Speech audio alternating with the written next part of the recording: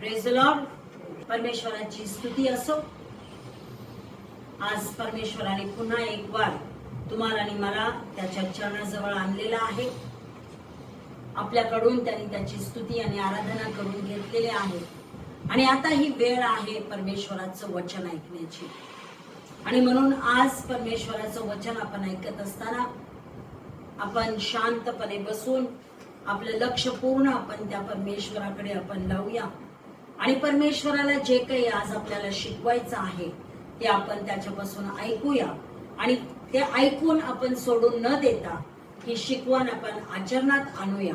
आज परमेश्वराने जे वचन आपल्याकरिता देव केलेलं आहे त्या वचनाचं, त्या संदेशाचं शीर्षक आहे आज्ञापालन, परमेश्वराच्या आशीर्वादाचा मार्ग.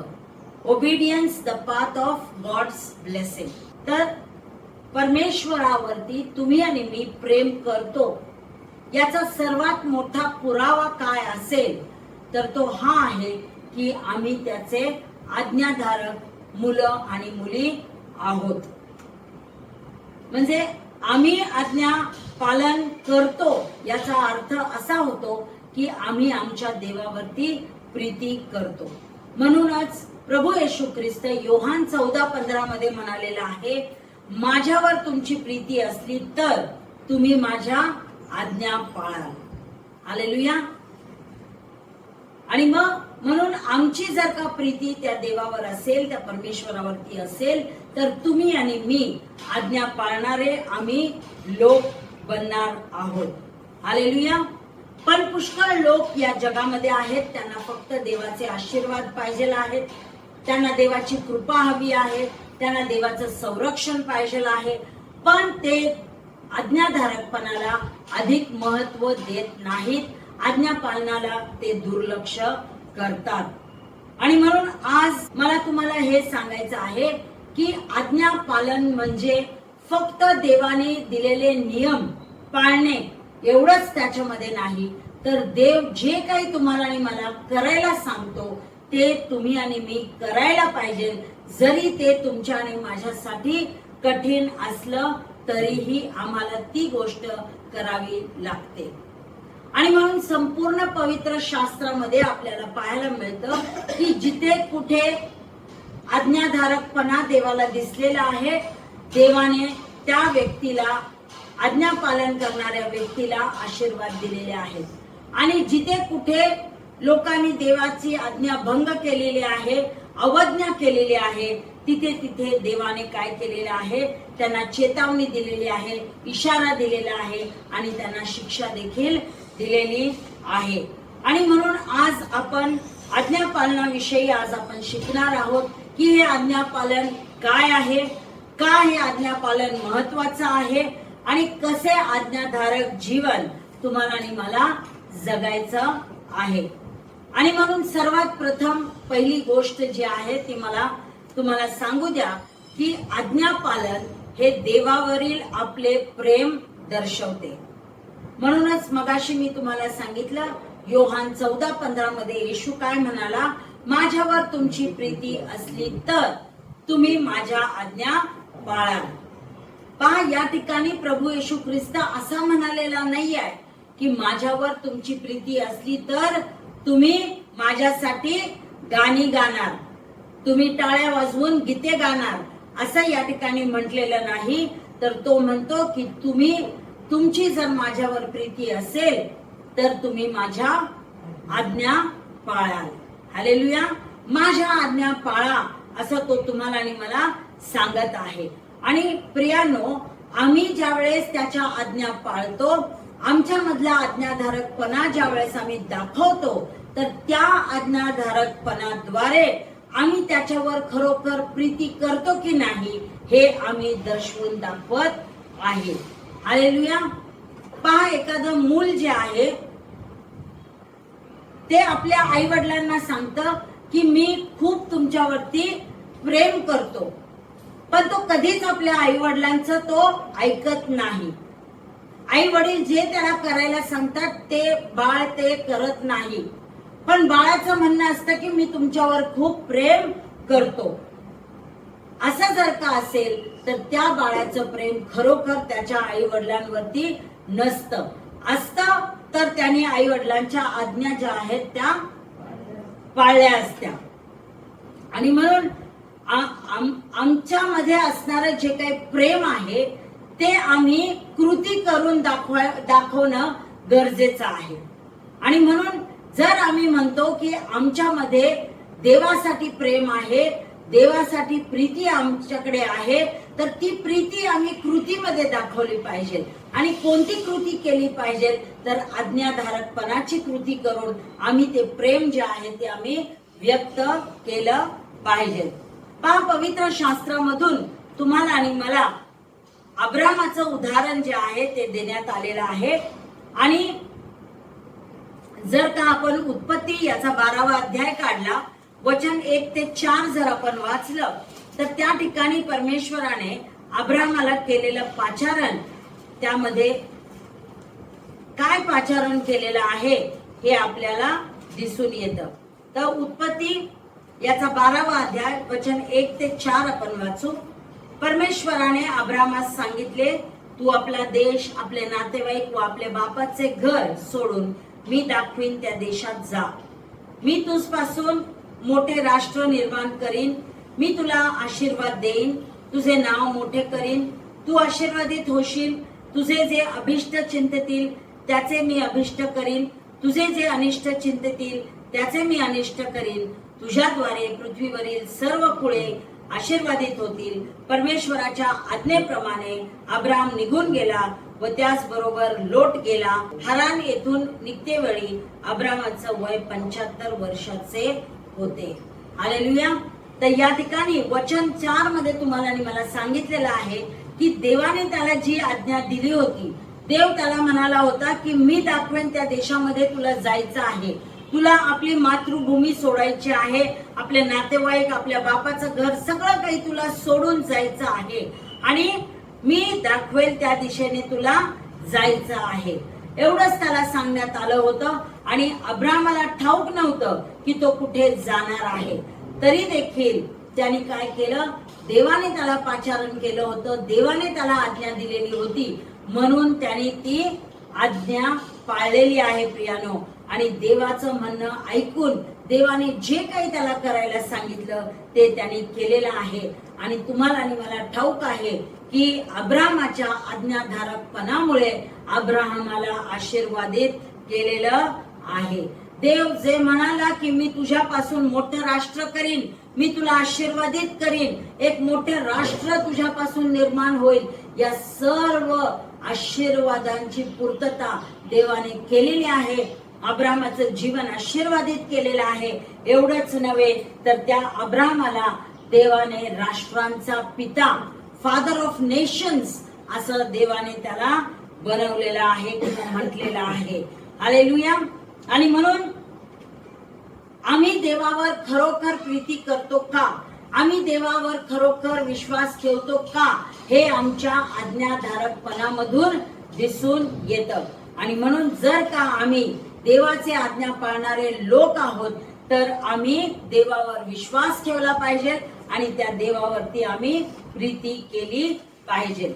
दुसरी गोष्ट, आज्ञाधारकपणामुळे आशीर्वाद मिळतात. आज्ञाधारकपणामुळे आशीर्वाद मिळतात. Obedience brings blessings. अनुवाद 28 वचन 1 आणि 2 मध्ये, ड्यूट्रॉनॉमी 28 वर्सेस 1 and 2. तुझा देव परमेश्वर याची वाणी तू लक्षपूर्वक ऐकशील आणि या ज्या सर्व आज्ञा आज मी तुला सांगतो त्या काळजीपूर्वक पाळशील, तर तुझा देव परमेश्वर पृथ्वीवरील सर्व राष्ट्रांपेक्षा तुला उच्च करील. हालेलुया. या ठिकाणी परमेश्वर देव म्हणत आहे की देवाने जे काही वाणी केलेली आहे किंवा ज्या आज्ञा दिलेल्या आहेत त्या आम्हाला लक्षपूर्वक ऐकायच्या आहेत. फक्त ऐकायच्या नाहीयेत तर त्या आम्ही काळजीपूर्वक आम्ही पाळायच्या पण आहेत. आणि असं केल्याने देव तुम्हाला आणि मला आशीर्वाद देणार आहे आणि सर्व राष्ट्रांपेक्षा तुम्हाला आणि मला उंच करणार आहे. हालेलुया. आणि म्हणून आम्ही नेहमी हे लक्षात ठेवलं पाहिजे की देवाला तुम्हाला आणि मला आशीर्वाद देण्यामध्ये देवाला आनंद आहे आणि तो अशा त्याच्या लेकरांना तो आशीर्वाद देतो जे लेकर त्याच्या आज्ञेमध्ये राहतात, त्याच्या आज्ञांचं पालन करतात, त्याच्या मार्गामध्ये चालतात. उत्पत्ती 6:22 मध्ये पण आपल्याला नोहाविषयी त्या ठिकाणी काय सांगितलेलं आहे पहा. उत्पत्ती 6:22 मध्ये म्हटलंय, नोहाने तसे केले, देवाने त्याला जे काही सांगितले ते त्याने केले. हालेलुया. म्हणजेच आज्ञा पाळलेल्या आहेत. नोहाने सुद्धा अब्राहमाप्रमाणे देवाने दिलेल्या आज्ञा पाळलेल्या आहेत. देवाने त्याला जे काही सांगितलं त्याप्रमाणे नोहाने केलेलं आहे. देवाने नोहाला सांगितलं होतं की मी या पृथ्वीचा नाश जलप्रलयाने करणार आहे, तर तू काय कर, तू एक तारू बांध आणि त्यानंतर त्याला ते तारू किती मोठं बांधायचं आहे, त्याचा कसा आकार असला पाहिजे, त्याचे काय मेजरमेंट्स असले पाहिजेत, हे सगळं मोजमाप परमेश्वरांनी त्याला दिलेलं होतं. आणि मग प्रत्येक प्राण्यांच्या 2-2 जोड्या त्याला घेण्यास सांगितलेलं होतं. आणि जसं परमेश्वरांनी त्याला सूचना दिलेल्या होत्या त्याप्रमाणे नोआने केलं. आणि नोआ ज्यावेळेस तारू बांधत होता, लोकांना ज्यावेळेस तो सांगत होता की देवाचा न्याय येणार आहे, जलप्रलय मोठा येणार आहे आणि जगाचा नाश परमेश्वर करणार आहे, पृथ्वीचा नाश करणार आहे, त्यावेळेस लोकांनी नोआचं ऐकलं नाही. नोआची ते चेष्टा करू लागले, त्याची थट्टा मस्करी करू लागले, निंदा करू लागले. पण नोआने देवाचं म्हणणं ऐकलेलं आहे, देवाच्या आज्ञांचं पालन केलेलं आहे. देवाने दिलेल्या ज्या काही सूचना होत्या त्या सर्व सूचनांचं त्यांनी पालन केलेलं आहे. आणि मग त्याचा परिणाम काय झालेला आहे ते तुम्हाला आणि मला ठाऊक आहे. याच्या नोआच्या आज्ञाधारकपणामुळे नोआचं आणि त्याच्या कुटुंबाचं संरक्षण झालेलं आहे. त्या जलप्रलयापासून त्याच्या कुटुंबाचा आणि त्याचा बचाव झालेला आहे. एवढंच नव्हे तर देवाने जो करार आहे तो देखील देवाचा करार नोआ बरोबर त्यांनी स्थापन केलेला होता. Hallelujah, praise the Lord.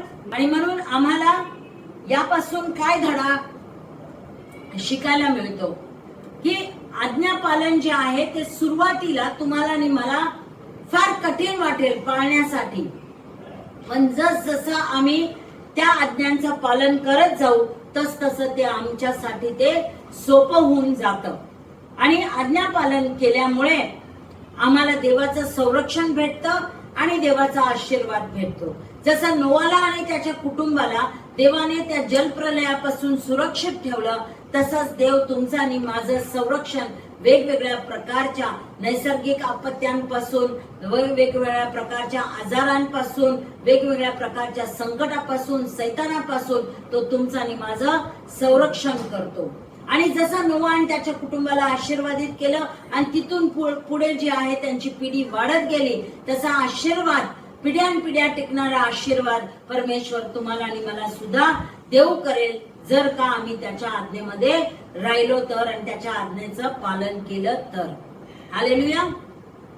तिसरी गोष्ट मला तुम्हाला सांगू द्या आज्ञाधारकपणाबद्दल, ती ही आहे की विलंबाने केलेली आज्ञापालन. विलंबाने केलेली आज्ञापालन म्हणजे डिलेड ओबिडियन्स. अनेकदा अवज्ञाच असते. म्हणजे विलंबाने केलेली आज्ञापालन अनेकदा अवज्ञाच असते. Delayed obedience is often disobedience म्हटलेलं आहे.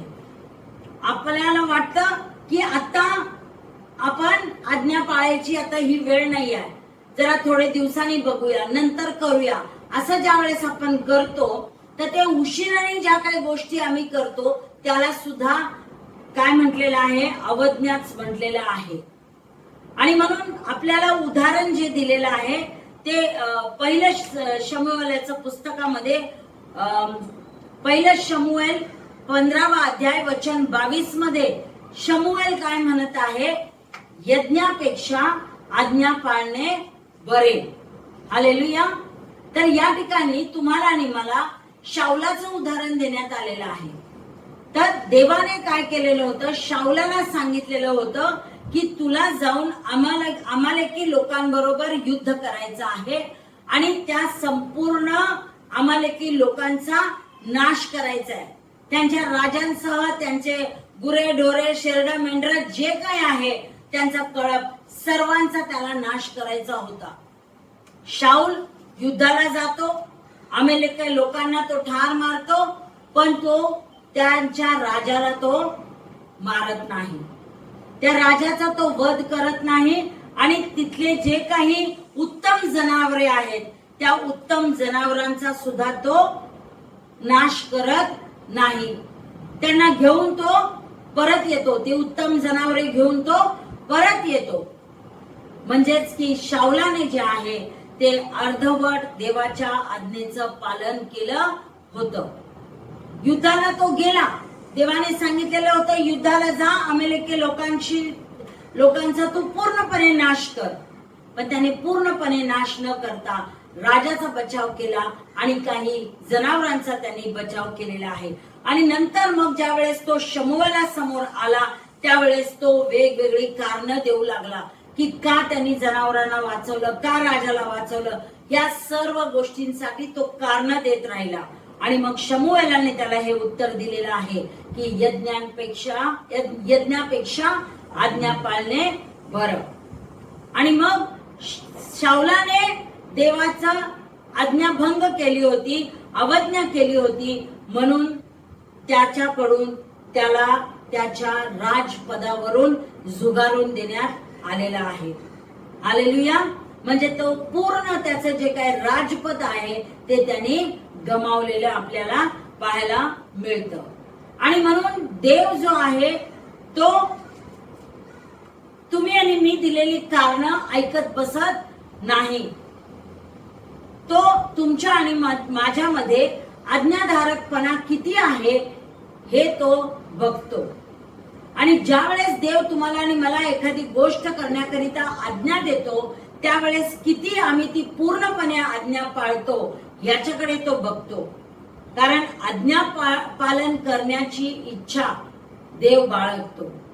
आमच्या मधून तो आज्ञाधारकपणा देवाला दिसला पाहिजे प्रियानो, मगच देव आम्हाला आशीर्वादित करतो.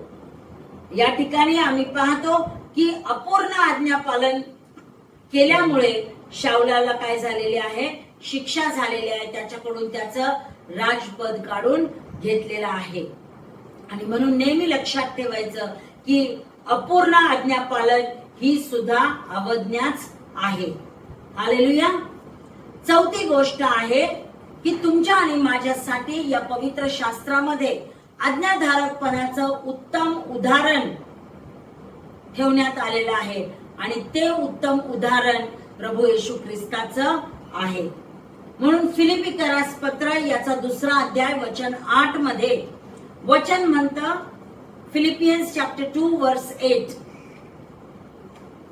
आणि मनुष्य प्रकृतीचे असे प्रगट होऊन त्याने मरण आणि तेही वधस्तंभाचे मरण सोसले येथपर्यंत आज्ञापालन करून त्याने स्वतःला लीन केले.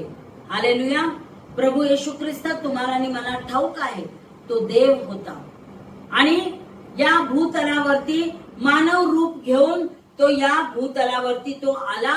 त्याने तुमच्या आणि माझ्यासाठी त्या वधस्तंभावरचं मरण सोसलेलं आहे आणि मरणाच्या शेवटच्या श्वासापर्यंत त्याने त्याच्यामधला आज्ञाधारकपणा सोडला नाही. त्याने देवाने जी काही त्याला आज्ञा देऊन स्वर्गातून पाठवलेलं होतं त्या सर्वांचं त्याने काय स्वतःला लीन करून स्वतःला नम्र करून त्याने ते आज्ञा पालन केलेलं आहे असं पवित्र शास्त्र तुम्हाला आणि मला सांगतं. आणि लूक 22:42 मध्ये आम्ही वाचतो की आता ज्या वेळेस त्या मरणाच्या वाटेवरती प्रभू येशू ख्रिस्त आहे त्यावेळेस त्याला असं वाटू लागलं की तो जो मरणाचा प्याला आहे, जो दुःखाचा प्याला आहे, तो त्याच्यासाठी आता फार पिण्यास तो कठीण जाणार आहे. त्याच्या समोर दुःख होतं, त्रास होतं, वेदना होत्या आणि सर्व प्रकारचा छळ त्याचा होणार होता हे त्याला ठाऊक होतं प्रियानो. पण त्या गेत्सेमने बागेमध्ये प्रभू येशू ख्रिस्त काय प्रार्थना करतो? हे पित्या, तुझी इच्छा असली तर हा प्याला मजपासून दूर कर, तरी माझ्या इच्छेप्रमाणे नको, तुझ्या इच्छेप्रमाणे होऊ दे. हालेलुया. येशू ख्रिस्ताला माहित होतं पुढे काय त्रास होणार आहे.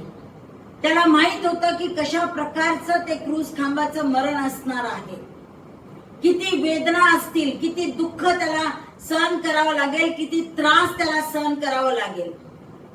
पण तरी देखील तो या ठिकाणी प्रार्थना करत असताना तो परमेश्वराची इच्छा त्याच्या जीवनामध्ये पूर्ण हो यासाठी तो प्रार्थना करत आहे प्रियानो. म्हणजेच तो देवाच्या इच्छेला पूर्ण अधीन झालेला तुम्हाला आणि मला पाहायला मिळतं. आणि मग तुम्हाला आणि मला ठाऊक आहे की येशू ख्रिस्ताच्या आज्ञाधारकपणामुळेच सर्व मानव जातीला तारण प्राप्त झालेलं आहे. आणि देवाची जी काही तारण देण्याची, सुटका देण्याची जी काही योजना होती, ती योजना सुद्धा येशू ख्रिस्ताच्या आज्ञाधारकपणामुळे पूर्णत्वास गेलेली आपल्याला पाहायला मिळतं. आणि म्हणून जेव्हा जेव्हा तुम्हाला आणि मला सुद्धा असं वाटेल की देवाच्या आज्ञा पालन करणं फार कठीण आहे आमच्यासाठी, तेव्हा तेव्हा आम्ही प्रभू येशू ख्रिस्ताची आठवण केली पाहिजे की येशू समोर सुद्धा कठीण परिस्थिती होती, तरी देखील त्यांनी सर्व काही देवाच्या इच्छेप्रमाणे केलेलं आहे. आणि म्हणून आम्हाला जरी परिस्थिती कठीण वाटली तरी सुद्धा आम्ही येशूचं उदाहरण आमच्या डोळ्यासमोर ठेवून आम्ही आज्ञा पालन हे केलं पाहिजे. पाचवी गोष्ट ही आहे की आज्ञा पालनासाठी विश्वासाची गरज असते. Obedience requires faith. इब्री 11:8. Hebrews chapter 11 verse 8.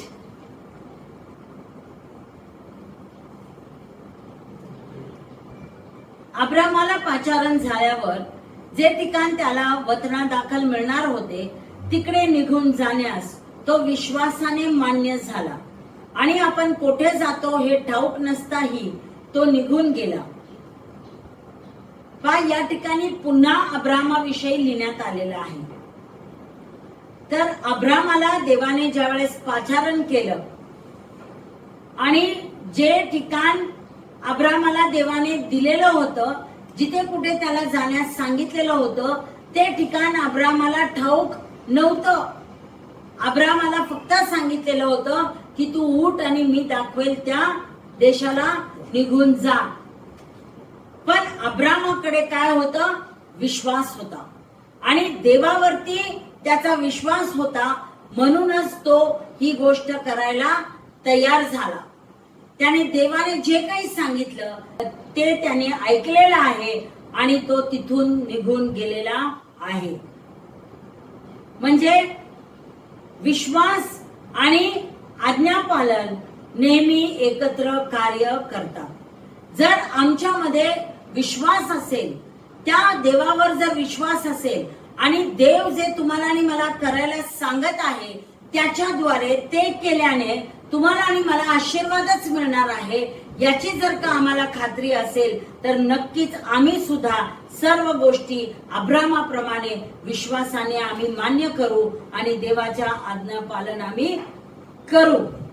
पण जर आपला देवावर विश्वास नसेल तर आपण आज्ञा पालन करणार नाही, तर आपण त्या ठिकाणी आज्ञा पालनाच्या ऐवजी आपण आज्ञाभंग करू.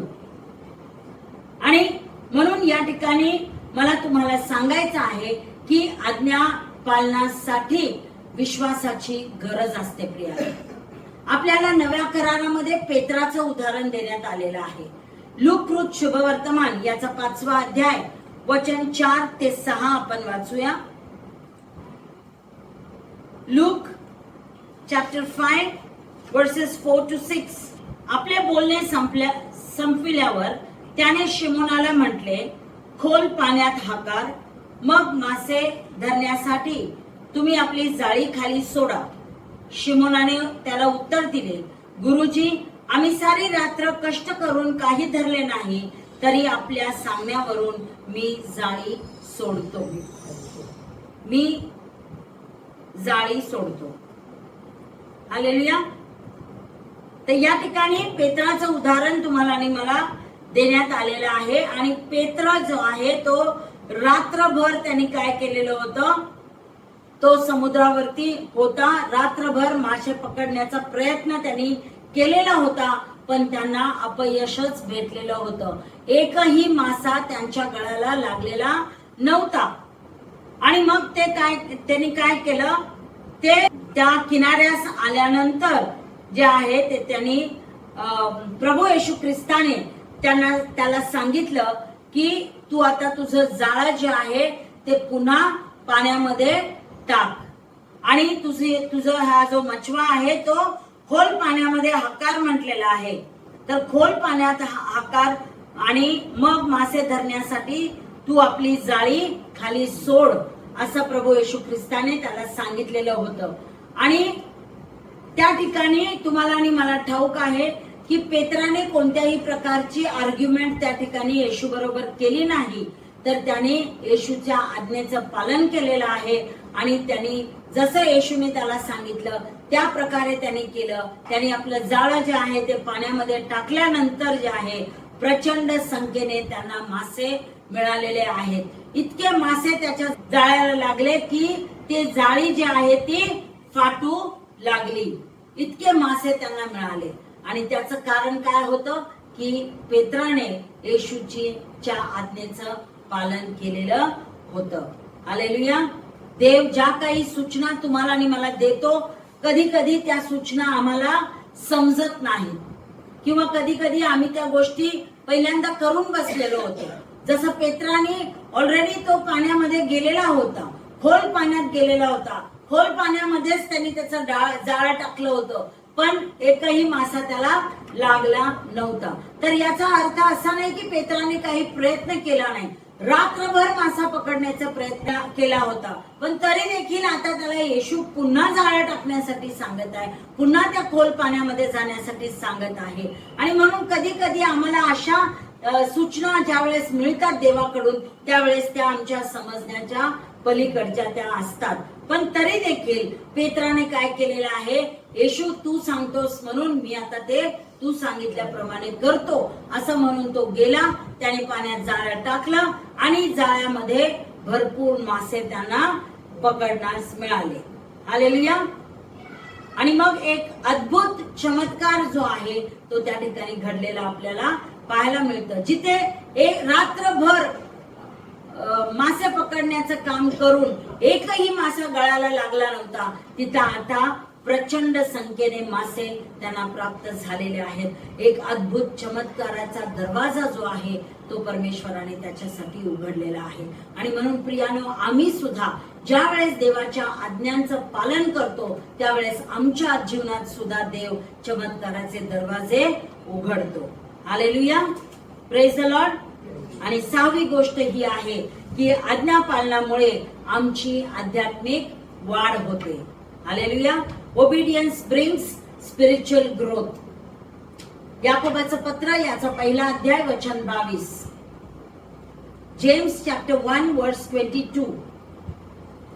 वचनाप्रमाणे आचरण करणारे असा, केवळ ऐकणारे असू नका, अशाने तुम्ही स्वतःची फसवणूक करता.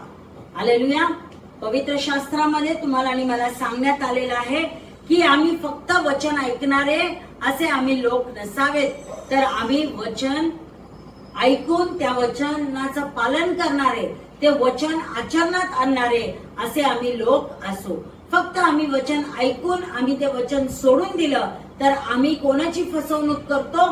स्वतःची आम्ही फसवणूक करतो असं पवित्र शास्त्र म्हणतं.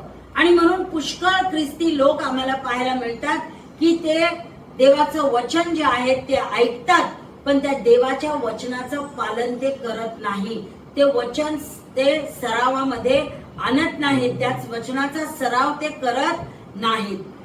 आणि म्हणून आज पुष्कळ जण जे आहेत ते स्वतःचीच फसवणूक करत आहेत. पण आध्यात्मिक प्रौढता आम्हाला तेव्हा मिळते ज्या वेळेस आम्ही जे काही ऐकतो त्याप्रमाणे जेव्हा आम्ही करतो त्यावेळेस आध्यात्मिक प्रौढता, एक स्पिरिच्युअल मॅच्युरिटी तुमच्या आणि माझ्यामध्ये येते.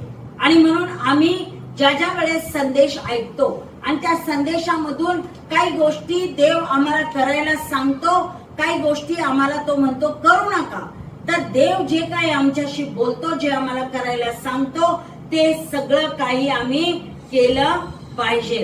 हे करून आमच्या मधला आज्ञाधारकपणा जो आहे तो आम्ही ज्या वेळेस दाखवतो, त्यावेळेस देव तुमची आणि माझी आत्मिक उन्नती तो करतो. आणि म्हणून प्रत्येक संदेश जो आहे तो देवाच्या वचनामधून घेतलेला संदेश आहे. आणि म्हणून प्रत्येक संदेश जो आहे तो आम्हाला काहीतरी कृती करण्यास लावतो. आणि म्हणून फक्त इथे बसून आम्ही देवाचा संदेश ऐकून जे आहे शांत बसायचं नाही, तर या संदेशाच्या द्वारे जे काही परमेश्वर आमच्याशी बोललेलं आहे ते आम्ही कृतीमध्ये करून आम्ही दाखवलं पाहिजे. हालेलुया. मगच आमची काय होणार आहे, आत्मिक उन्नती, आत्मिक प्रगती जी आहे ती आमची होणार आहे.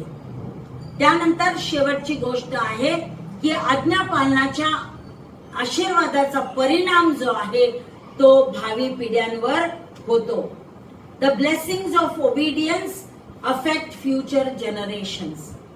एक्झोडस चॅप्टर 20 वर्स 6. निर्गम याचा 20वा अध्याय वचन 6. आणि जे माझ्यावर प्रेम करीतात व माझ्या आज्ञा पाळतात अशांच्या हजारो पिढ्यांवर मी दया करतो.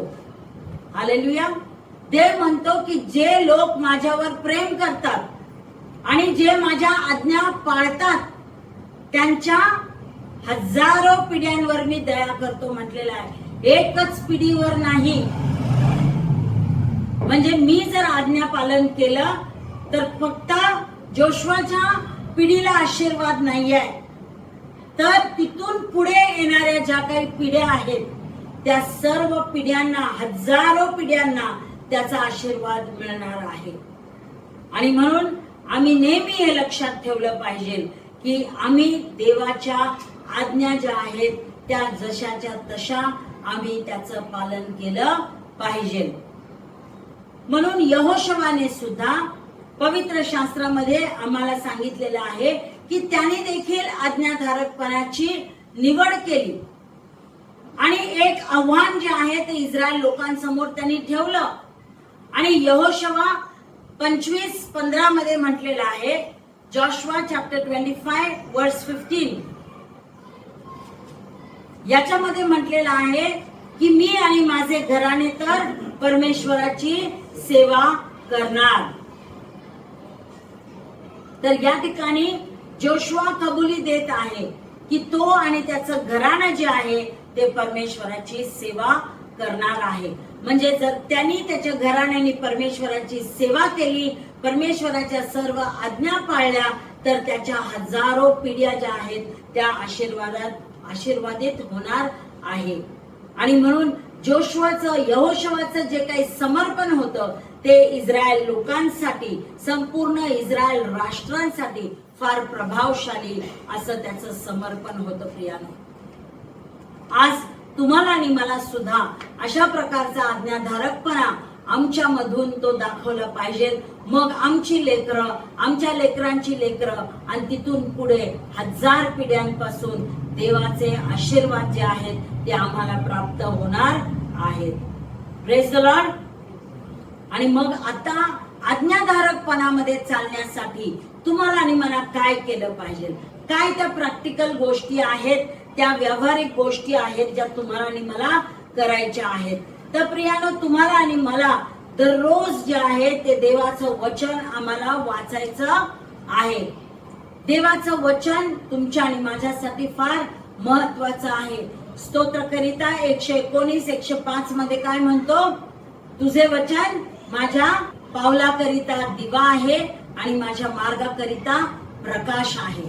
हालेलुया. देवाचं वचन तुमच्या आणि माझ्यासाठी दिव्याचं आणि प्रकाशाचं काम करतं, मार्ग दाखवण्याचं काम ते करतं. आणि म्हणून दररोज जर का आम्ही देवाचं वचन वाचलं तर देवाचं वचन जे आहे ते तुम्हाला आणि मला ख्रिस्ती जीवनामध्ये चालण्याकरिता ते मार्गदर्शन करणार आहे. हालेलुया. दुसरी गोष्ट आम्हाला करायची आहे ते म्हणजे देवाकडून आम्हाला ताकद मागायची आहे, देवाकडून आम्हाला बळ मागायचं आहे, देवाला सांगायचं आहे की हे देवा मला तुझ्या आज्ञा मला पाळायच्या आहेत आणि त्या आज्ञा पाळण्याकरिता मी अशक्त आहे, मी कमकुवत आहे, मला तुझ्या ताकदीची गरज आहे, मला तुझ्या बळाची गरज आहे, अशी म्हणून देवाकडे प्रार्थना करून देवाला सांगायचं आहे की देवा तू मला बळ दे, ताकद दे, जेणेकरून मी जे आहे ते तुझ्या आज्ञांचं पालन करीन. Hallelujah, praise the Lord. त्यानंतर तिसरी गोष्ट आम्हाला करायची आहे की ज्या ज्या वेळेस देव आमच्याशी बोलतो, ज्या काही आज्ञा तो आम्हाला पाळायला सांगतो, त्या आम्ही तात्काळ त्याला आम्ही प्रतिसाद दिला पाहिजे.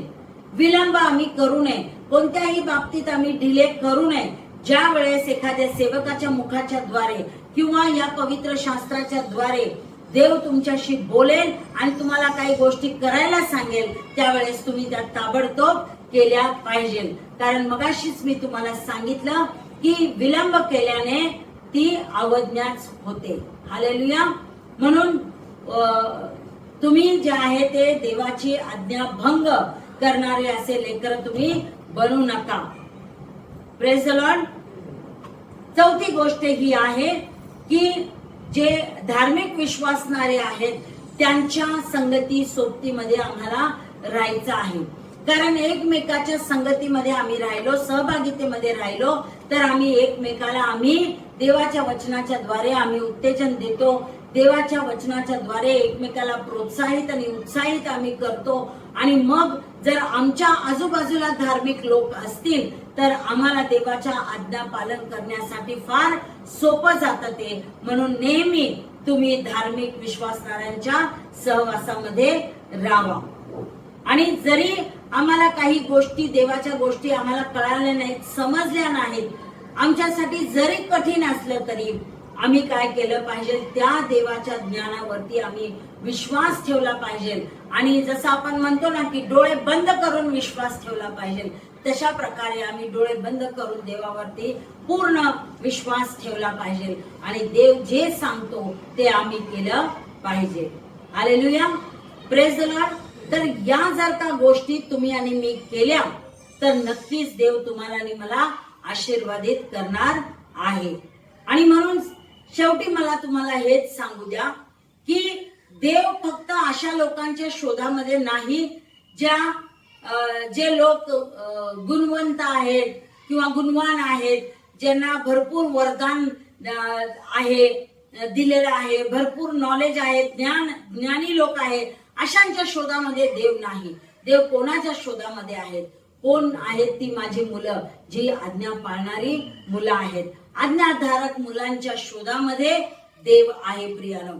आणि म्हणून तुम्हाला आणि मला ती आज्ञाधारक मुलं देवाची बनायचं आहे. आमचं पूर्वीचं जीवन जे आहे ते प्रत्येकालाच माहिती आहे कशा प्रकारचं जीवन होतं, किती वेळेस आम्ही देवाच्या आज्ञांचं उल्लंघन केलेलं आहे, आज्ञाभंग केलेला आहे. तर पूर्वी आम्ही आज्ञाभंग करणारे असे आम्ही लोक होतो, पण आता आम्ही ख्रिस्तामध्ये नवीन उत्पत्ती आहे, तर ख्रिस्तामध्ये आम्ही आज्ञा पालन करणारे लोक असे आम्ही बनलं पाहिजे. आपण पाहिलं की नोआने देवाच्या आज्ञांचं पालन केलं, त्याचं आणि त्याच्या कुटुंबाचं तारण झालं, त्यांचा बचाव झाला.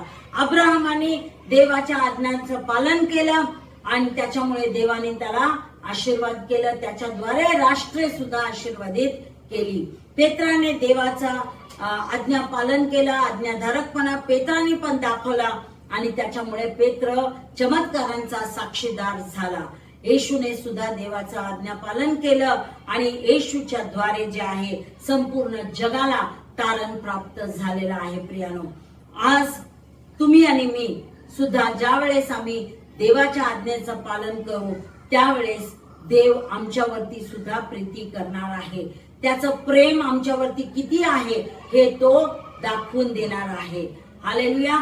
त्याचप्रमाणे आम्ही आशीर्वादांचा अनुभव घेणार ज्या वेळेस आम्ही आज्ञाधारकपणाचं आम्ही जीवन जगू. एवढंच नव्हे तर आध्यात्मिकरित्या सुद्धा तुमची आणि माझी वाढ होणार आणि तुम्हाला आणि मला आशीर्वाद मिळाल्यानंतर फक्त आम्हीच आशीर्वादित होणार नाहीत, तर आमच्याद्वारे इतर लोक सुद्धा आणि आमच्या येणाऱ्या हजारो पिढ्या सुद्धा आशीर्वादित होणार आहेत. हालेलुया.